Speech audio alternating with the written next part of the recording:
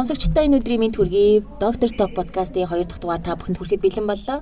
Өнөөдрийн дугаарын сэдэв бол та бүхний хамгийн том эрхтэн болох арьсны талаар бүгдээрээ ярилцсанаа. Бяцхан мэдээлэл хүргэхэд арьс бол хүний биеийн хамгийн том эрхтэн гэж явдаг. 3.6 кг жинтэй. Та бид нар 2 м квадрат орчим арьсыг тээж явдаг байх нэ. Тэгэхээр арьсны нарийн мэрэгжлийн эмчийг энэ удаагийнхаа дугаарт зочноор урлаа. Өнөөдрийн дугаарын зочноор Сирена аймгийн арьсны эмч Баярцэг манд хүрэлцэн ирлээ. Яг улиралтай холбоотойгоор танай талаас одоо яг ямар өвчлөл хамгийн давмгай байна вэ? 4 сар гаргаад бол харшлын өвчлөлөнд бол ихсдэг. Дээрээс нь псориазуудаас сүүлийн үед бол нэлээд ихсээд байгаа. Псориаз нэр үнэхээр асуудал болж байна. Тий хаасайгүй. Арьсны мэрэгжлийн эмч авчирсан. Тэгээ дандаа залуу насны эмэгтэй хүмүүс асуулт тавихаар сууж ийн. Тэгэхээр бид нар ялчгүй арьсны гой засал хэрхэн удаан хугацаанд залуу байдлаа хадгалах вэ? Өвчлөөнөөс хэрхэн хамгаалах вэ? Тий энэ ботокс, филлер, өөр утас гүйлгэх гэдэг энэ эмчилгээнүүдийн давуу сул талууд энийг би хизээ эхлэх юм бэ гэд энэ талаар сонсогчд төдийгүй одоо надад хүртэл маш сонирхолтой санагдаж байна л да. Хэдий би өөрөө эмч мэрэгжлийн хүн ч гэсэндээ хөгшрөөд нэлээ үрчигээд эхэлснийхаа дараа мэс заслын юм энэ ажилбаруудыг хийлгэсэн дээр үү, залуу байхдаа эхэлсэн дээр үү, энэ талаар яг нарийн мэрэгжлийн эмчийн тухайд яг юу гэж зөвлөмөр байна? Арьс яагаад хөгшөрдөг вэ гэдэг хамгийн түрүүнд л бодох хэрэгтэй. Нарны цацраг маань хүний арьсыг аягүй хөгшрүүлдэг. Өвөө эмээнэрийг харахад бол дандаа л гадаа яж яадаг, гадаа нарлж яадаг, гүн үрчлээнүүд үүсэж яадаг. Яг хөгшрөлтийн эсрэг гэх юм бол хамгийн эхлээд нэгдүгээр нарны тус хэрэглэх хэрэгтэй. Бүр 24 цаг өвөл зөнгөө. Бүрүү. Тий. Одоо би бол жишээ нь ингэж боддог шүү дээ. Өнөөдөр гэрээс гарахгүй ч ингэ нарны тус хэрэглэхгүй гэж боддог шүү. Тэр бол буруу ах нь.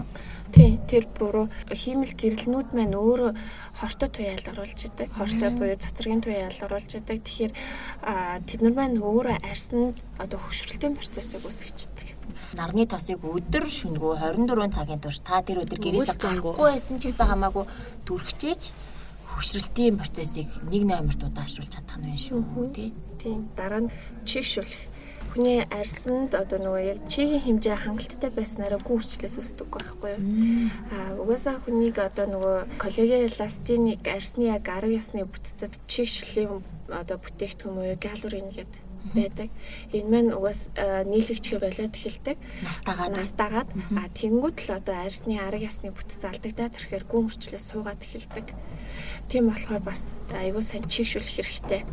Чигшлийг хүн яаж олж авбал хамгийн зөв юм бэ? Энэ талаар яг нарийн мэрэгжлийн эмчээс зөвлөвөл. За чигшүүлэгчийг гэрийн нөхцөлд гэх юм бол мэдээж гоо сайхны бүтээгдэхүүн, усан суурьтай бүтээгдэхүүнүүд, салфетикын масагнууд өдөр болгон тавих хэрэгтэй гэж байгаа юу? Ер нь аль тийм. Өдөр болгон. За тэгэл цацтаг мистүүд, за яг эмчилгээний журмаар гэх юм бол галуриныг гаднаас нь арьсан дээр тариад өгдөг, арьсны хөвөн давхруу дээр. Ингээд ирэхээр одоо хүнд дутагдаад байгаа галуриныг арьсанд маань автоматар нөхөд өгчнө. Нэмэлтээр одоо арьсандаа гиалуранууд хариуллаад яваандаа миний өөрийн гиалураны нийлэгжилтэнд сөргөөр нөлөөлдөг ч юм уу 40-50 наснаас дээш болоод ирэхээр залуудад хариулж исэн энэ гиалуранаас шалтгаалаад надад сөргөөр нөлөөлөх юм гэж үүсдэг үү? Хүн 20 гараад галурины нийлэгжил багасаад ирдэг. Тэгэхээр яалтчгүй нөгөө өрчлөөс маань үүсээд ирдэг. Тэгэхээр энэ угаасаа насжилттай холбоотойгоор галурин багассан байдаг. Автоматар галуриныг тарьж өглөөгээд өөрийн галурины нийлэгжил алдагдана гэж байхгүй. Эрт хийлгэхийн зөв юм уу? Хүчээснийхаа дараа хийлгэх ёстой юм уу? Ботокс гэдгийг яг токсин гэдэг агаар глютенингаас гаргаж авдаг хоролтой. За энийг болохоор дахианы залаанаас бол гоо сайхны зорилгоор л гаргаж авч байгаа.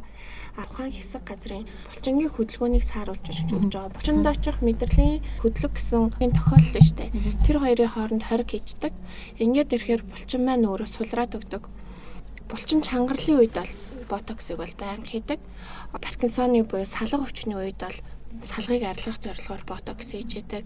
Саажилттай буюу эпилепситэй, уналт таталтдаг тийм хүүхдүүдэд батал хийгдэж яадаг. Хэсэг газарт хийгдэж байгаа болохоор одоо тунгийн хувьд бол маш бага одоо илгэр шүүгдээд илгэнд хор учруулад ахаар тийм хортой нөлөөл ерөөсөө үзүүлдэггүй. Дээрээс нь ботоксыг яг тарьсан хэсэг газар маань өөрөө хөдөлгөөнг болчихж байгаа шүү дээ.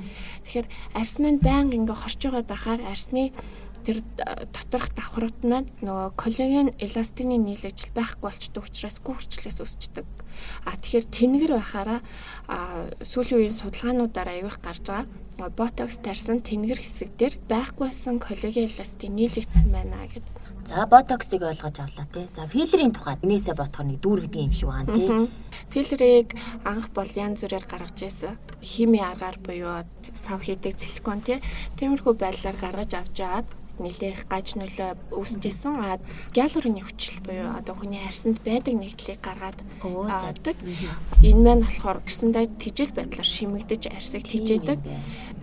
Филлер яванда баг шимэгддэг үү? Шимэгдэнэ. Тийм. Ингэснээрээ болохоор хүнд одоо ер нь хүний биеэс дандаа гадагшилж байдаг бүтээгдэхүүнээр хийж байгаа учраас хүндээ болох хор нөлөө байхгүй, гаж нөлөө байхгүй. Тухайн хүний одоо хүссэн хэсгийг бол дүүргээд өгчдөг. Хаана филлер хийгдэх үү? Филлерийг болохоор яг дүүргий гэж хүссэн бүх газараа хийх гэж болно. Жишээлбэл уруул, хамар, за хацарны хохоргоо ч юм уу те. Одоо нүүрний нэлээ мөөгчлөлтгүй байдал, чихэнд хүртэл бас хийгдэж болно. Арьс байгаа газар бүх давхарга дээр хийж болно. Ер нь бол өөхөн давхаргыг нэмж өгч байгаа те. Өгзөг гэл би энэ бас хийгдэн, хөлийн майг засгаар ч юм уу те. Тиймэрхүү байдлаар хийгдэн. За. Тэгэхээр энэ ботокс ч бай, филлер ч бай, ер нь танаа гооцлын ажлууд бол бүгдээрээ хатгалтаар тий хүний биед гаднаас ингэж оруулж өгдөг зүйлтэй. Тэгэхээр энэний цаана заавал халдвар хамгааллын асуудал, нэг удаагийн ариун багаж хэрэглээний асуудал яригдах хэрэгтэй. Энэ талаар Монгол ер нь ямар хөө байдалтай байдаг вэ? За яг эмнэлгийн орчинд хийгдэж байгаа тохиолдолд бол одоо эмнэлэг маань өөрөө яг ариун нөхцөлтөө. Тэгээд бүтээгдэхүүнүүд маань ч гэсэндээ ер нь бол хайрцаг савлгаатай. Хөө хүмүүс те өөртөө олоод ирдэг ч юм уу, эсвэл бие биендээ хийдэг ч юм уу, техникийн алдаанаас болж яг нөгөө филлерийг мэрэгжлийн хүн буюу яг нөгөө анатом физиолого мэддэг, те арьсныхаа давхаргыг мэддэг, судасжилт мэдрэлжүүлэлтээ мэддэг хүмүүс хийхгүй бол техникийн алдаанаас болж харалт өгч болно. Тэгэхээр судас бүглэх юм судас бүглэрнэ шүү дээ. Тэр чинь угаасаа эмболи үүснэ. Тэгэхээр тэр хэсгийн цусны урсгал байхгүй болохоор өвчл үүсч болно. Тэгэхээр ихвчлэн хамрын эргэнтэй харин маань нэлээд судасжилттай. Тэр нүүр маань өөрөө бас судасжилт ихтэй шүү дээ. Тэгэхээр ер нь бол хамгийн их техникийн алдаанууд бол хамрын хүчилт ч юм уу те. За бүр цаашлаад гэхэд тархинд харуулт өгөх, нүдний ухархад харуулт өгөх ч юм уу те. Тиймэрхүү техникийн алдаанууд аюу их байдаг учраас яг л мэрэгжлийн хүн анатом физиолого мэддэг, одоо судасжилтаа мэддэг тиймэрхүү хүмүүс л хийхгүй бол одоо ингээл хатгаад энэ ч амархан юм биш гэдэг хүмүүс зөндөө байдаг л да. Хөөх энэ дээрстэй бүр хүмүүс анхааруулж хэлмээр юм байна тий. Нэг гой олох гэж жаад хамраа юм шонтгор олох гэж жаад уруулаа юм бол бомбоор уруултаа олох гэж жаад тий.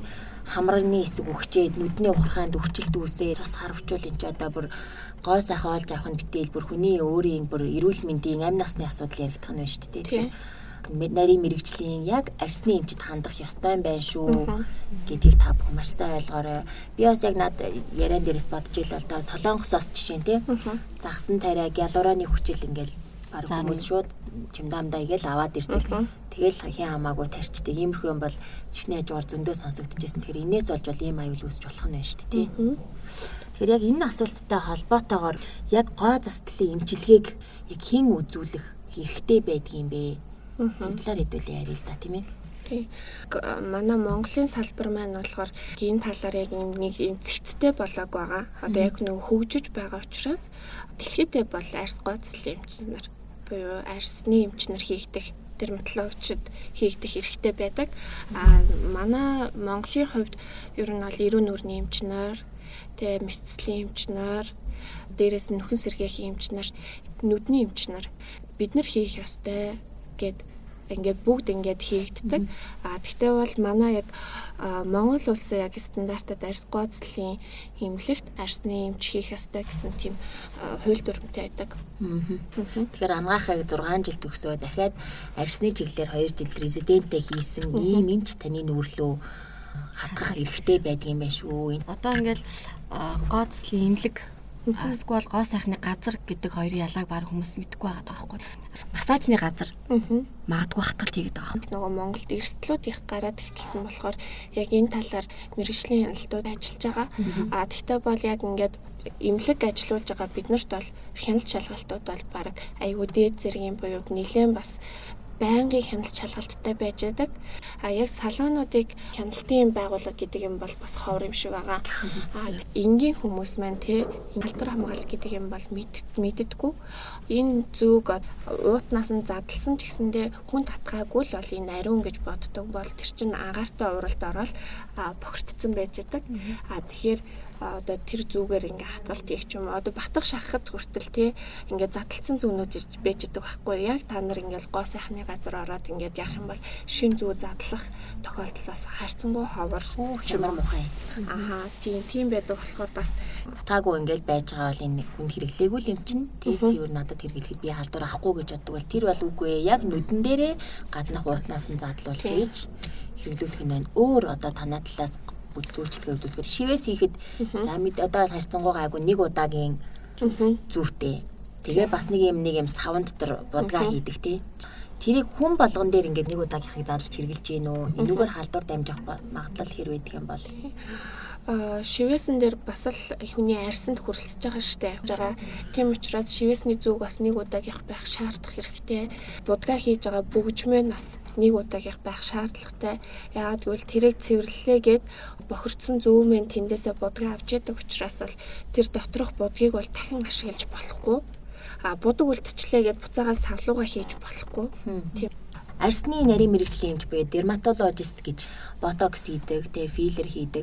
Одоо жишээ нь утасны талаар би илүү мэдээлэл авмаар байна. Өөр одоо арс татах эмчилгээнүүд байдаг тий. Бас PRP, MTS гэдэг эмчилгээ л бас. PRP гэдэг маань өөрөө нөгөө нэг хүний өөрийн дархлааны эсийг шүүж авч байгаа гэж ойлгож байна. Тэгээ шарах үсэнгүүд тэнд дархлааны эсүүд маань нүүдэлж очиж шарахыг эдгээдэг. Хүн өөрөө тийм нөхөн төлжүүлэх тийм гайхалтай хүн байхгүй. Тэр энийг хаач тарьсан байж болно. Шархан дээр ч тарьж болно. Арьсан дээр тарих юм бол бас арьсан дээр нөгөө нэг дархлааны эсүүд маань нүүдлэж ирнэ. Нүүрхэн дархлааны эсүүдийг нүүрлүү нүүлгээд өгч байгаа гэсэн үг байхгүй. Тэгэл тэр хэсгийг газрыг эмчилж өгнө. Эмчилж өгж гинэ гэдэг маань одоо нөгөө коллаген эластин холбогч идүүдийг үүсгээд өгнө. Тэгээд тэрхээр арьсны өнгийг сэргэн чангалж өгнө. Өтрөнд ч хийж болно, буйланд ч хийж болно, өөр юунд ч хийж болох, нөхөн төлжүүлэх, үеинд ч бас хийдэг байхгүй нөгөө үе мөчний өвчин, ясны ургалт ч юм уу тэр үнд ч хийж болно. Одоо би сорвны талаар асуумаар байна л да. За бүр удцсан нэлээд том хэмжээтэй ийм сорвин дээр авах арга хэмжээ сүүлийн үеийн эмчилгээнүүд юу байд юм бол ер нь шинээр шарах сорив үүсэх үед бид нэр яаж одоо гоо сайхан талтахааргүйгээр тэгээ сорвгүйгээр идгээхэд ямар дэглэм барих шаардлагатай байд юм бол за нэгэн тал арсанд гэмтэл үүссэн бол арсныхаа гүн давхрах хүртлээр гэмтэл үүссэн бол сорив үүснэ. Үүсэх сорвыг нүдэнд харагдахгүй юу гэдгийг л бодолцох хэрэгтэй. Дөнгөж үүсэж байгаа сорвыг бага хэмжээний сорвтой байлгыг гэвэл ариун орчин байх хэрэгтэй. Тэр аюул сайн цэвэрлэх хэрэгтэй. Тэгээд шархны цэгцлэгээнүүд аюул сайн хийгдэх хэрэгтэй. Яхад эдгэхтэй бол нүдэнд харагдахгүй сорив үүсч болно. За шархны цэгцлэгээ гэхээр бид нар одоо эмч хүмүүс ингээ сайн мэдж байгаа. Тэгэхээр тэрийг хэдүүлээ хүмүүст бүр ойлгомжтой байдлаар яг юу хэлээд байгаа гэдгийг тодруулбал илүү дээр ах хэрэгтэй тийм. За бүр жижигхэн гэх юм бол батганы сорив л шүү дээ тий. Батга маань өөрөө арсны бүр гүн давхаргаасаа идээлээд арсныхаа гүн давхрыг гэмтээчдэг. Тэгэхээр тэр ялцчихгүй сорив үүснэ. Тэр сорвыг мэдээж идээтэй учраас бохир сорив үүсэж байгаа. Тэгэхээр тэрийг цэвэр шарах болгохын тулд аюусаа ариутгах хэрэгтэй. Антибиотиктэй тоснууд төрхөж болно. Бүрцлийн ч юм уу, темадын ч юм уу тэрүүгээр ариутгаж болно. Тийм байдлаар ариун байлгах юм бол сорив бага үүснэ. Одоо нэгэнт үүсцэн удцсан сорвин дээр тарьдаг юм уу? Эсвэл одоо ямар эмчилгээнүүд байна? За нэгэнт үүсцэн сорвиг бол дахиж одоо гэмтэл учруулах байдлаар бүдгөрүүлнэ гэсэн үг л дээ. Лазер маань бас л арсанд гэмтэл учруулж байгаа байхгүй юу? Гэмтэл учруулад тэгээ нөхөн төлжөхдөө PRP ч юм уу тийм нөхөн төлжүүлэх хүсэлтийн факторуудтай тийм тарилгуудыг хийгээд тэгснээрээ нүдэнд харагдахгүй сорив үүсгэж болно. Бүдгөрүүлнэ. Арилах боломжгүй сорив гэж юу байх болов? Нэгэн тал арс гэмтсэн бол сорив үүсэж байгаа. Тэрийг зүгээр нүдэнд харагдахгүй байдал үүсгэхэд чиглэгдэн л дээ. Тэгэхээр одоо нэлээд том сорив бол тэрийг бол ингээд олон дахнаар арсыг гэмтээгээд тэгээ тэр хэсэг маань дахин нөхөн төлжөд ургах нь штэ. Нөхөн төлжөж ургахтаа одоо бүтгэн байх нь тэр байдлаар л олон дахин орно гэсэн үг л дээ.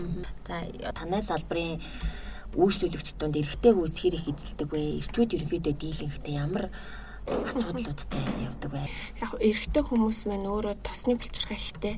Тийм учраас илүү юм нөгөө нэг арьс маань хатуу тий үрчлээдэг нь баг ч юм уу тийм байдаг.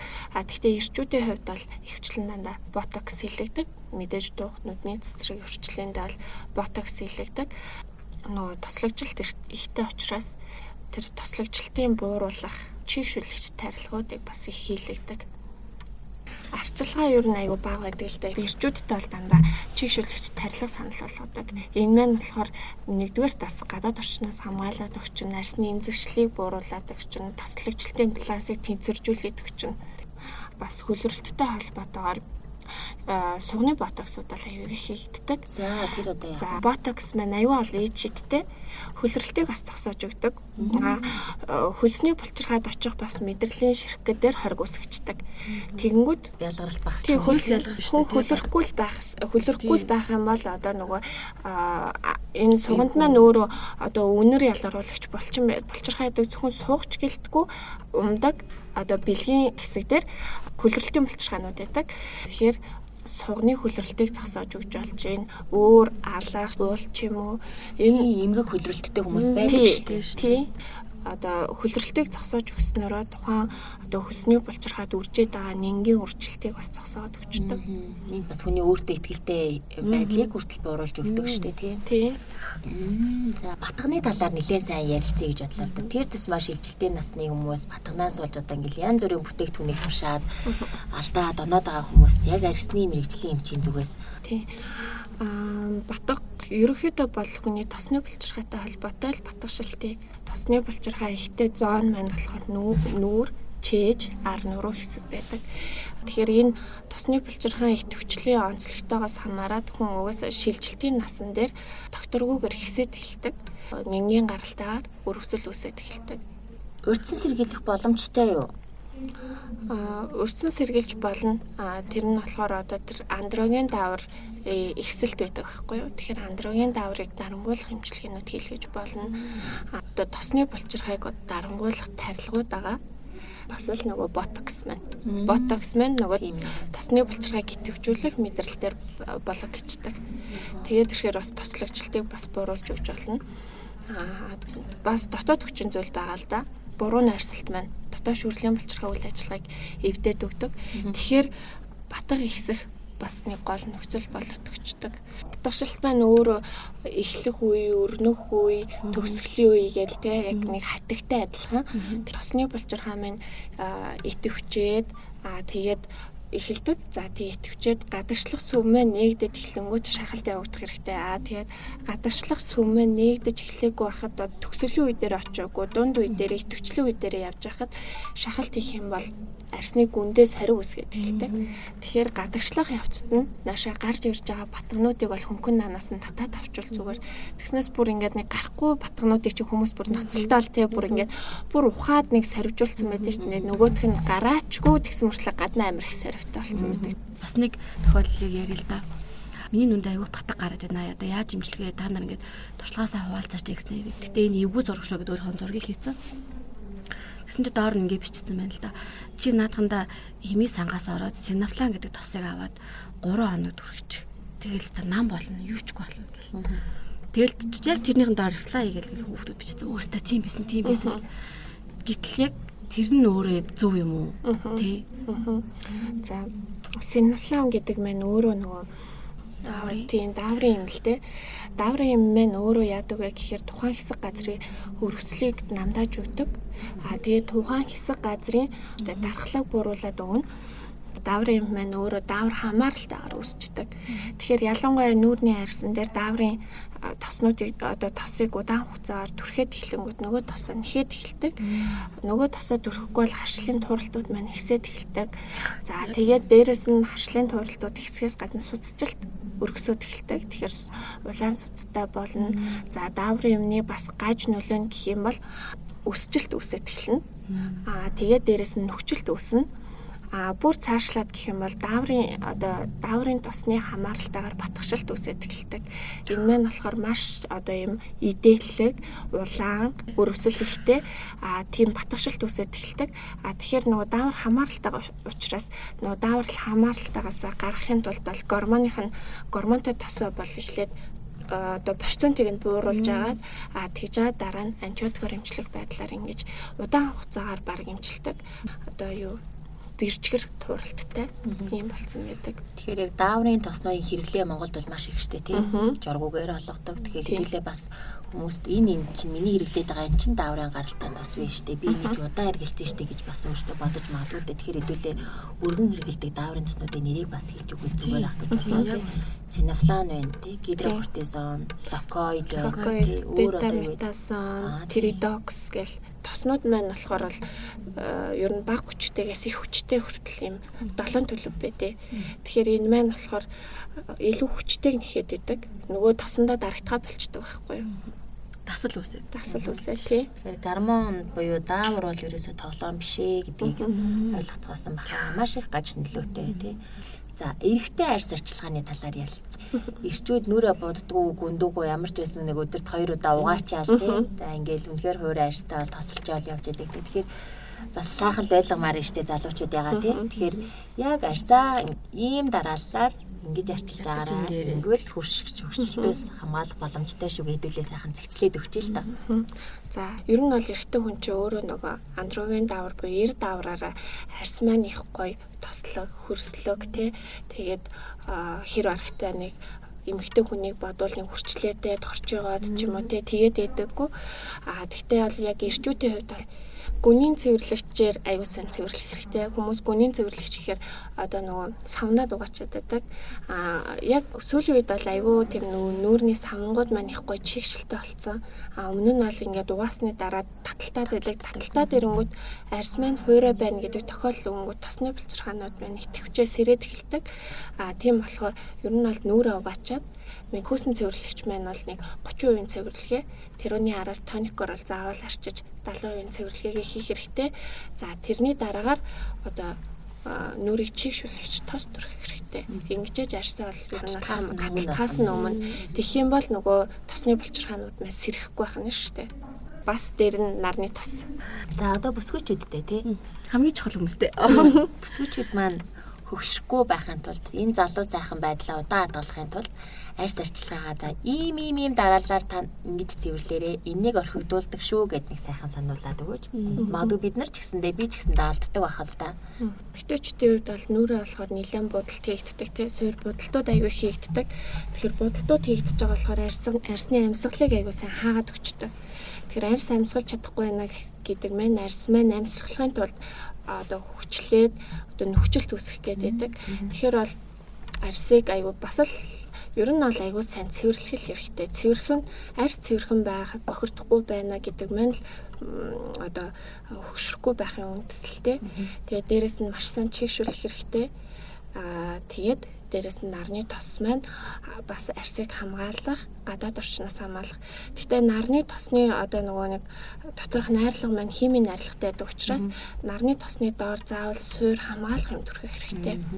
Тэгэхээр нарны тосон дээр те SPF тэдтэй те гэл байдаг. Гэхдээ би ойлгохдоо өдөрт 1 удаа бид нар ч ингээл өглөө түрхээ гардаг. Энэ бол хангалтгүй юм байна гэж. Тэгэхгүй те. Дээдлэл баг 4-6 цаг Тэ 6-8 цаг хамгаална гэдэг байдаг. За яг ингээд наранд ингээ хүн гараад ирэхээр нөгөө нарны тос маань нарнаас хамгаалахын тулд нартайгаа уралд ороод ууршилт явагдчихдаг. Тэгэхээр та айгүй нартай газар байсан бол баруун 30 минут тутамдаа SPF 50 байна уу, 10 байна уу, 30 байна уу хамаагүй айгүй нартай орчинд очисон бол таны нарны тос маань нарнаас хамгаалаад уушаад алга болсон. Тийм учраас баруун 30 минут тутамдаа ч юм уу тий. Ер нь бол 2 цаг тутамдаа гэж болсон үлдээ. SPF 50 маань 4-6 цаг хамгаалдаг гэдэг боловч нартай нөхцөлд бол 2 цаг тутамдаа түрхээд авах хэрэгтэй. Тэр нөгөө нарны тусгалын хүчээс хамаарат тэр барих цагийг бол хэлж идэг. Нарны тос чинь дотроо бас айгүй 2-3 төрөлтэй дан SPF маань болохоор нарны бие туяа энэ маань болохоор хөвчлэн зуны уйлралд халуун өдөр тусч яадаг. За эй туяа маань болохоор одоо энэ гэрэлтэй орчнуудыг бүрдүүлж үтэрдэг. Өвөлч гэсэндээ сүүдэрч ч гэсэндээ байж яадаг. Одоо энэ эй туяа маань арсны одоо хөгжрөлтийн процессыг идэвхжүүлж өгч яадаг. Дараа нь бол хит ягаан туяаны хамгаалттай гэдэг PA-г яадаг юм бэ? PA гэдэг маань нөгөө эй туяа ахгүй. Эй туяа маань болохоор өвөлж ялгарч яадаг. Одоо ийм одоо гэрэлтэй сүүдэрч байж яадаг. Нарны одоо цонхыг ч гэсэндээ нэвтрээд орж яадаг. Тэгэхээр бид нар нөгөө машины одоо хугарлын гэрэлнүүд маань арсыг аягүй гэмтэж яадаг. Тэгэхээр нөгөө усан дотор байхад нөгөө усанд ойгоод хугарсан бид нар яг усанд орохоор далаад ч юм уу гэхээр аягүй сэвтэж харалдаг штэ. Тэр маань хугарлын гэрэл маань өөрөө арсыг их гэмтэж яадаг. Шилний тусгал маань бас одоо гэрлийн туяаг хугалж яадаг. Хугаралт маань болохоор арсыг аягүй гэмтэж яадаг. Тийм гэрэл чинь тэгвэл юу юм бэ? Өвөл цав цагаанаас орсон. Тийм яг үнэ. Тэнгүүд нөгөө нэг нартай өдөр тийм буцаад цасан дээр ойсон гэрэл одоо туяа маань одоо арсыг бол илүү одоо хорт тавдар үүсэх хэрэгслийг бас үүсгэж байдаг. Бүр илэрхий ингээл түлэгдсэн юм шиг бор болдог шүү дээ. Яг нөгөө өвөл гадаа өдөржингөө болсон үед энэ төр. За нэг мистэд цэцчих. Одоо хэдүүл арай хүн цэдвэр орох гэж байна л та. Арсны хавдрын талаар ярилцъя. Тэгэхээр хүмүүс одоо ингээл илгэний ходоод нээл гэдэг болохоос арсны хавдрын талаар бас ойлгоц багтай байдаг баг. Тэгэхээр арсны хавд ямар шалтгаанаас үүсдэг юм бэ? Ер нь хэр их тохиолддгийг. Одоо жишээ нь ингээл би хүртэл 4-р курст бид нарт арс ордог штэ тий. Арс ороход арсны өвчнөөс болж хүн нас ордгоо байх та гэсэн би бодолтойгоор арсны блок руу орж исэн. Тэгтэл үгүй байсан. Арсны өвчнөр хүн нас ордог тохиолдлууд байдаг байсан тий. Тэгэхээр арсны хавдартай болохоор хортой хоргүй хавдар тий. Мэдээж бас өөхөн давхрууны хавдар ч юм уу тий. Тиймэрхүү хавдрууд байгаа. За бичлэн болохоор одоо арсны хавдар гэдэг зүйл маань ер нь бол удамшлын гаралтай байдаг шүү дээ. Хүний генэд нь байж идэг. Тэгэхээр одоо генэд нь байгаа хавдрыг үүсэлтийг сэдэх зүйл маань гадаад хүчин зүйл байж идэг. Тэгэхээр хавдрыг сэдэж байгаа гадаад хүчин зүйл маань ялтчгүй бас хүний одоо амьдралын хэв маяг тий гадаад орчинтай харьцаж байгаа байдал. За хамгийн одоо арсны хавдрыг үүсгэж байгаа зүйл маань болохоор нарны туяа.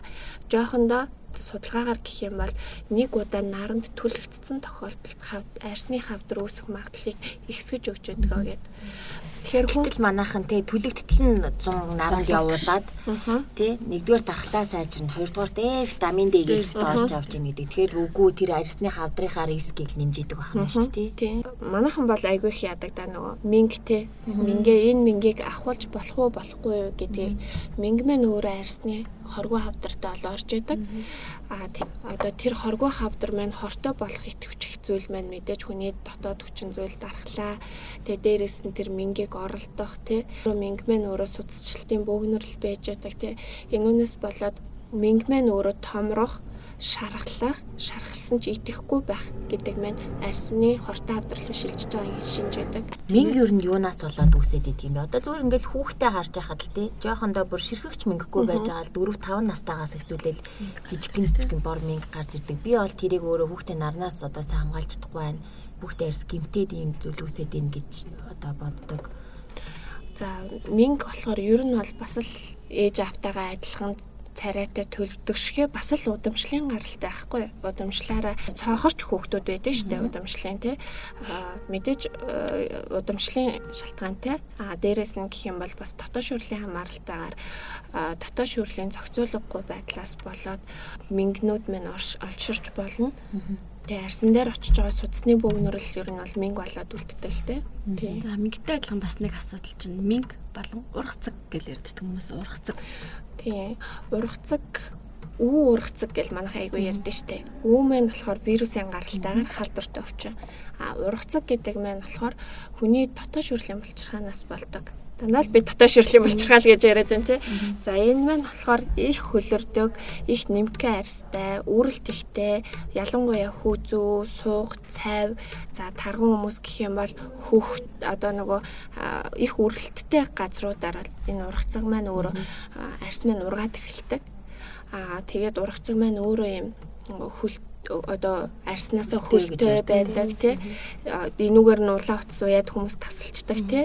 Энэ ургацаг зүгээр ямар нэгэн эмгэх авдар үсгэх юм уу тийм эрсдэл байхгүй байжсэн ч болно. Гоо үзэмжнийхээ хувьд онцгүй харагдвал ахуулчих болно. Магадгүй зарим одоо хүзүүний хувьд байгаа хүмүүс зүйлтэнд нь татагдаад ч юм уу өвдөд энийг яаж зохицуулах уу гэж ярьдаг шүү. Тэгэхээр хэрвээ тийм ургацаг байгаа бол ямар эмчилгээний сонголтууд байгаа вэ? Ургацгийг бол ер нь бол ахуулна гэсэн үг. Мессеж авсан болно, лазераар түлээд авсан ч болно. Үүний тухайд Үү маань болохоор одоо папиллома вирус ялангуяа бохир орчноос шороо тоосноос халддаг. Арс маань өөрөө хамгаалах хэрэгтэй. Тэгээд гэмтэл үүссэн тохиолдолд нөгөө вирус маань арсанд тухайн хэсэг газарт маань үү ургадаг. За тухайн хүний дархлаа сайтай байх юм бол үү маань ургадаггүй. За дархлаа буурсан тохиолдолд бол үү ургадаг. Үүг бас мэдслэлийн аргаар авчихна тийм.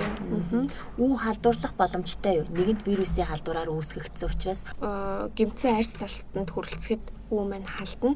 Үүний маань одоо яг үү гарсан хэсгийн орой хэсэг маань халдвартай байдаг. Тэрийг үүг лазераар түлж явах үед лазерны утаа маань өөр халдвартай байдаг. Тэгэхээр бол эмч бас тухайн халдвараас хамгаалахын тулд маск, шил зүүх хэрэгтэй. Хавар ядаргаатай холбоотой ч юм уу эсвэл одоо энэ хаврын хувир ажилттай холбоотой. Псориаз гэж өвчин үүсээд шүү дээ тий. Айгүй хилбэг болчиход байна. Энэ талаар бас урьдчилан сэргийлэх боломжтой юу?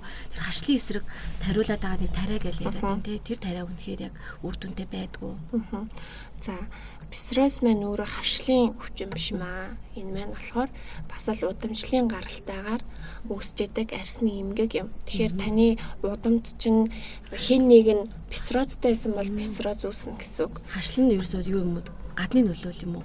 Харшил бас одоо дархлаатай холбоотой хит мэдрэгшил буюу таны дархлаа чинь зүгээр нэг тоос ороход ч юм уу те тэр тоосонд хит мэдэргээр буюу тэрийг гадны биетгээд устгах гад дайрж байгаа тохиолдлыг л тэрийг харшил гэдэг байгаа.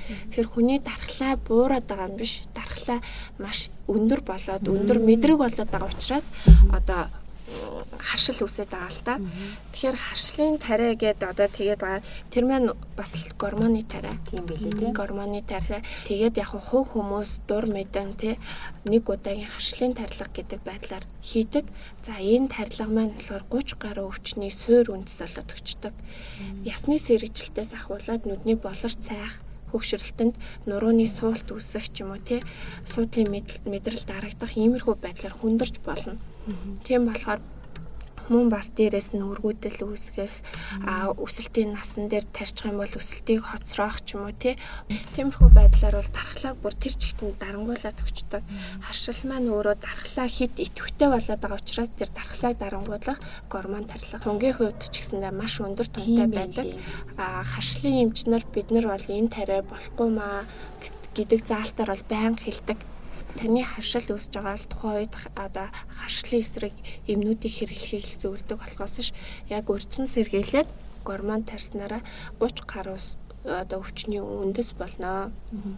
Энд чинь л ерөөсөө манайхны нэг юм хандлага байгаа даа юм л да. Ерөөсөө 10 хэд хоног сар хамар битүүрэл нус гойжол ингээ явж байгаа оронд нэг тариа хийлэгч ястай баг нэг жилтлээ даачдаг гэдэг.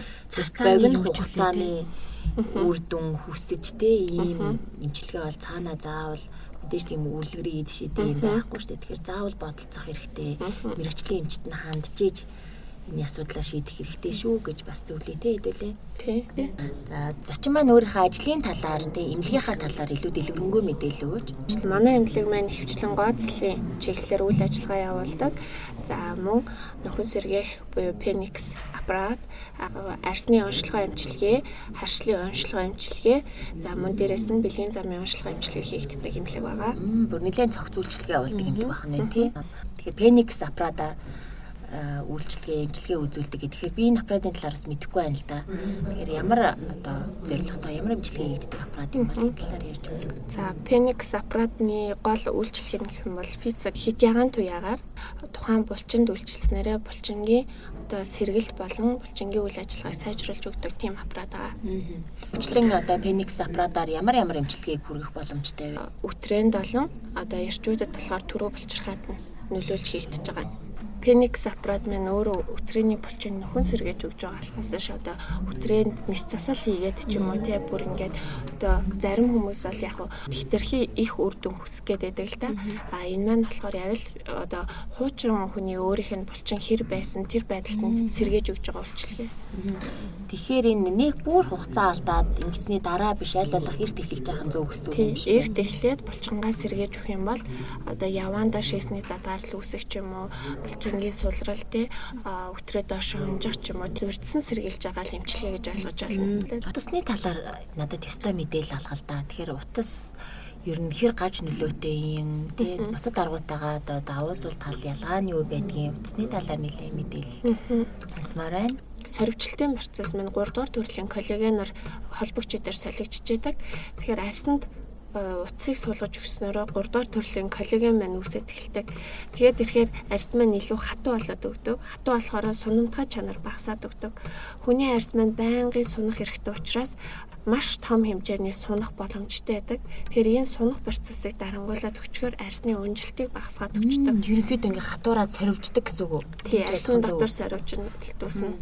Мэдээж яг нөгөө хийсэн замаараа маш нарийн сорвжилт үүсгэж байдаг.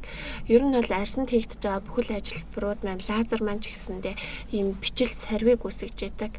Одоо сүүлийн үед алтер аппарат гэж ярьдаг шүү дээ. Тэр маань ч гэсэндээ арьсны гүнд бичил сорвжилтыг үүсгэснээрээ арьсны сунамтгай чанарыг багасгаад арьсыг чангалж өгч байгаа гэсэн. За өнөөдрийн дугаараар бид нэр арьстай холбоотой маш олон зүйлийг мэдэж авлаа. Тэр тусмаа арьсны гоо заслын талаар тийм ээ. Хэдий эмч мэрэгжлийн эмхтэй хүн байлаа ч гэсэндээ мэдгүй зүйл маш их байсан байна. Арьсны салбар бол үнэхээр хөгжиж байгаа салбар юм байна. Тэгэхээр маш олон том сэдвүүдийг хэдүүлээ цухас дурдах байдлаар ярьлаа шүү дээ. Тэгэхээр сонсогчдод хэрвээ бидний ярьсан зүйлтэй холбоотойгоор илүү их асуултууд гарах юм бол комментоор бичээрэй. Та бүхний комментэд тохируулаад арьсныхаа эмчийг дахин өөрөх байдлаар асуултуудад нь хариулт өгөх болно гэж хэлмээр байна. За энэ дугаартаа намайг урьж оролцуулсан та хэдтэй маш их баярлалаа. Хүмүүсийн бас мэдхийг хүсэжсэн зүйлээс бас цухас мэдсэн байх. Бид нэр арьс гэдэг маань ер нь аль нөгөө дотор эрэхтэн нүүдээс хамгийн одоо эрсдэл багтаа гэж боддог боловч одоо арьс маань хүний биеийг бүхэлд нь хүчиж яадаг маш том их эрхтэн байдаг. Тэгэхээр энэ одоо эрхтэнд маань маш олон асуудлууд байдаг. Тэгэхээр энэ асуудлуудыг бүр сайн дэлгэрүүлэх гэх юм бол бас надтай эргээд холбогдож болно.